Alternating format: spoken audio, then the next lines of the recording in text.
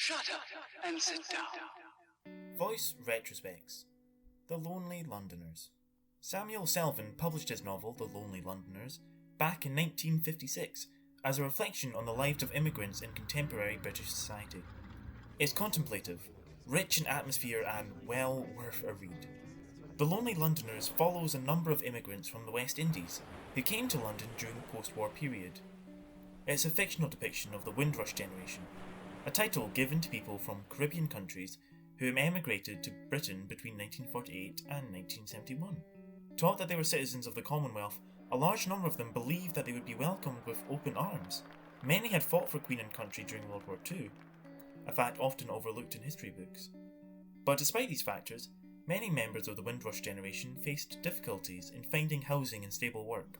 Newspapers at the time described a tidal wave of immigrants, riling the masses up against these invaders. Some things never change.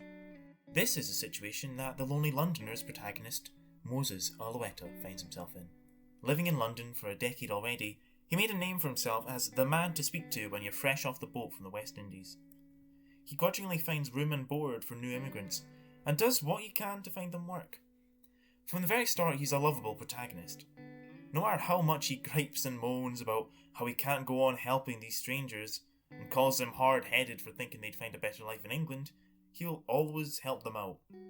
Even though the flat he lives in is small and his wallet is light, he'll always find something to give. So the story follows Moses and his antics over the course of several years. It also, through his perspective, documents the lives of several other men from the Windrush generation, who Moses affectionately refers to as the boys.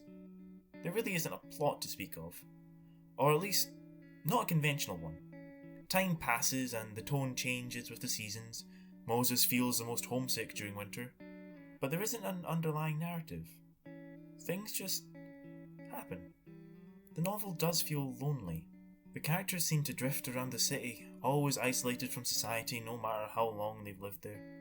The loneliness feels most potent during Moses' periods of depression when he starts thinking about what life is like for him and the boys.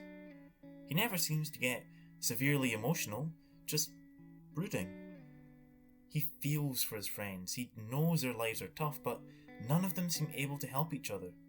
They lend money, offer work, give each other a place to stay when it's needed, but none of these things are permanent solutions. The city doesn't accept them, so all they have is each other, but they can't give each other what they truly need, the means to a better life. Social mobility is all but non-existent for the Lonely Londoners. Perhaps this is why there is no real plot to speak of.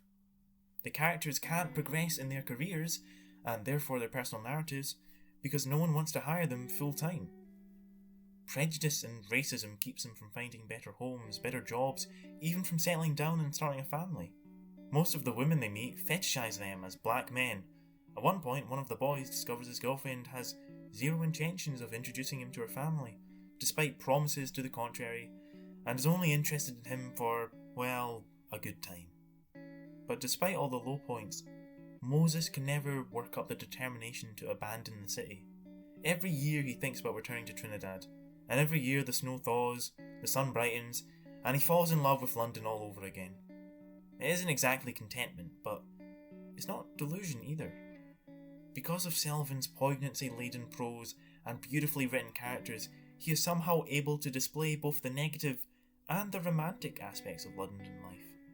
The lives led by the boys are eclectic, impassioned and varied.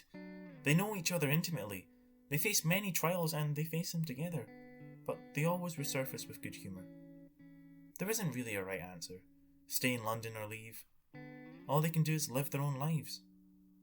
A bittersweet novel, but an immensely evocative read.